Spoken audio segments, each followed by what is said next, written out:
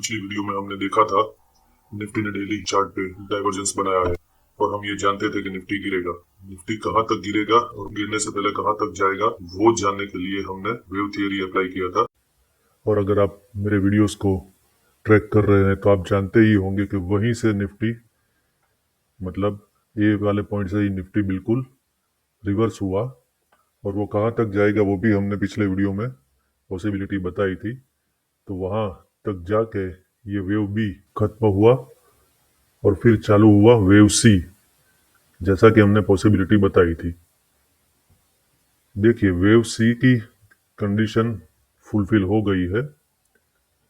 Wave सी बनने की एक कंडीशन ये रहती है कि उसका जो डाउन है वो हमेशा वेव ए के नीचे ही जाता है। वेव ए जहां तक पूरा हुआ था और वेव बी वहां से जहां से शुरू हुआ था उस पॉइंट से नीचे वेव सी जाके खत्म होता है। तो अभी की सिचुएशन में अगर हम देखें तो ये कंडीशन बिल्कुल फुलफिल हो गई है, जैसा कि आप देख सकते हैं। और अभी आगे निफ्टी अपना वेव सी में कहाँ तक डाउनफॉल कर सकता है उसका अनुमान लगाने की कोशिश करेंगे, प्रयत्न करेंगे इस फिबोनाची टूल से। तो फिबोनाची रिट्रेसमेंट का लेवल हम देखें तो पहला सपोर्ट जो निफ्टी का होगा इस डाउनफॉल में वो रहेगा 17,256 पे। जी हाँ, और उसके नीचे का जो सपोर्ट है वो ऑलमोस्ट 90 पॉइंट नीचे है। और ये वेव सी खत्म होने के बाद निफ्टी किस तरफ जाएगा वो अगर आप जानना चाहते हैं और अगर आप वेव थियरी से परिचित नहीं है तो आपको बता दें कि इसके बाद का जो वेव होगा वो इम्पल्स वेव होगा, यानी कि निफ्टी अपवर्ड मूव करेगा। और इस अपवर्ड मूव में जो उसका वेव वन होगा वो अपने पिछले हाई यानी कि 18,104 को भी क्रॉस करके नया हाई बनाएगा। तो इस बार की जो वेव वन होगी उसमें पूरी पूरी संभावना है कि अपना पिछला all time high Nifty break कर दे और ऐसी तेजी दिखाए जो आपने और हमने कभी कभी देखी ना हो। अब प्रश्न ये आता है कि निफ्टी को ट्रेड कैसे करें।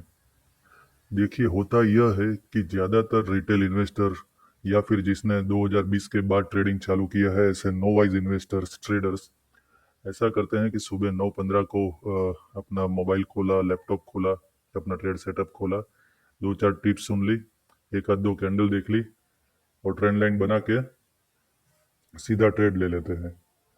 इस तरह से काम करने में होता यह है कि काफ़ी बार आपका जजमेंट गलत हो जाता है और उस गलत निर्णय की वजह से आपका पूरा कैपिटल भी वाइप आउट हो सकता है अगर आपने स्टॉप लॉस अच्छे से नहीं रखा है तो करना क्या चाहिए कि हमें वीकली, मंथली और डेली, जी हाँ, मंथली, वीकली और डेली टाइम फ्रेम पे निफ्टी की चाल समझनी चाहिए, ट्रेंड समझना चाहिए और फिर दिशा निर्धारित करके आप जिस भी दिशा में ज़्यादा कंफर्म हो उस दिशा में ट्रेड लेना चाहिए।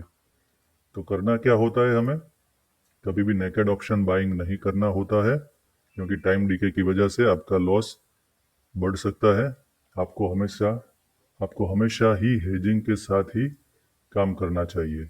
अगर आप पहली बार हमारी वीडियो देख रहे हैं और आपको वीकली, मंथली, डेली एनालिसिस का कुछ आइडिया नहीं है तो हमारा आपसे अनुरोध है कि ऊपर आई बटन में क्लिक करके हमारी पिछली वीडियोस देखें, समझे कि किस तरह से सपोर्ट रेजिस्टेंस काम करता है और डेली, वीकली, मंथली एनालिसिस का क्या महत्व होता है।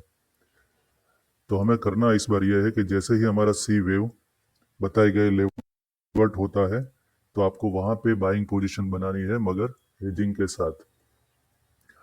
और निफ्टी यह ट्रेंड लाइन ब्रेक करते ही अनप्रेसिडेंटेड अप मूव दिखा सकता है। वेव वन काफ़ी लंबा हो सकता है और हमारा पूरा अनुमान, पूरा एनालिसिस यही कहता है कि इस बार निफ्टी अपने पिछले सारे हाइज को, आप देख सकते हैं ये सारे हाइज है जो जनवरी में और उससे पहले पिछले अक्टूबर में बनाए थे, उस हाई को इस अक्टूबर में ब्रेक कर सकता है। तो यह थी निफ्टी के एनालिसिस की जानकारी। आगे हमारे पिछले शेयर्स के परफॉर्मेंस और दिवाली पिक्स के बारे में हमारी सहयोगी हमारी ट्रेड फॉर लाइफ की सहयोगी और बहुत ही विद्वान टेक्निकल एनालिस्ट पूर्णिमा जी हमको बताएंगे। धन्यवाद सर। अगर आगे बताए हुए स्टॉक्स का परफॉर्मेंस देखें तो 5 शेयर में से 2 शेयर नो ट्रेड जोन में थे। मान लीजिए कि 30,000 रुपए इन ट्रेड्स के लिए इक्वली हमने एलोकेट किए होते तो हमने रूल्स के मुताबिक 3 शेयर्स में 6,000 रुपए लगाए होते और इन तीनों में हमारा सुपरस्टार रॉकेट रहा रीजेंसी सिरामिक्स, जिसने 70% से ज्यादा रिटर्न्स दिए। पिछले हफ्ते सर ने दिवाली पिक में पूनावाला फिनकॉर्प शेयर दिया था। इस बार आगे के 2 पिक्स मैं दे रही हूँ। पहला शेयर है पतंजलि फूड, जो कि पहले रुचि सोया के नाम से जाना जाता था। इस शेयर को अभी बाय करना है और उसका टारगेट रहेगा 2,000 रुपए से भी ज्यादा। धीरे धीरे इस कंपनी ने बहुत मार्केट शेयर गेन कर लिया है और टेक्निकल और फंडामेंटल्स दोनों ही तरह से इस कंपनी में काफी उम्मीदें हैं। दूसरा स्टॉक है जयकॉर्प, जो कि एक साइलेंट परफॉर्मर रहा है। मुंबई एयरपोर्ट का कॉन्ट्रैक्ट मिलने के बाद अभी इसमें बहुत वैल्यू अनलॉकिंग होना बाकी है। यह दोनों शेयर अगले साल दिवाली तक रखने की तैयारी के साथ खरीदे। इसके बाद के 2 मेगापिक्स ऐसे हैं जो कि यहाँ से 2 गुना 3 गुना हो सकते हैं। वह पाने के लिए इस चैनल को सब्सक्राइब करिए और नोटिफिकेशन बेल ऑन करिए। वह हम बताएंगे अब अपने अगले वीडियो में। तब तक के लिए धन्यवाद।